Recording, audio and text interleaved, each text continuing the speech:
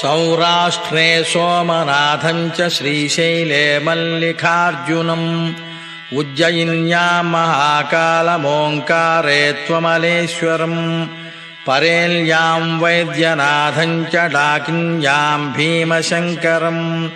सेतुबन्धे तु रामेशं नागेशं दारुकावने वाराणस्यां तु विश्वेशं त्र्यम्बकं गौतमीतटे हिमालये तु केदारं कृष्णेशं च विशालके एतानि ज्योतिर्लिङ्गानि सायं प्रातः पठेन्नरः सप्तजन्मकृतं पापं स्मरणेन विनश्यति।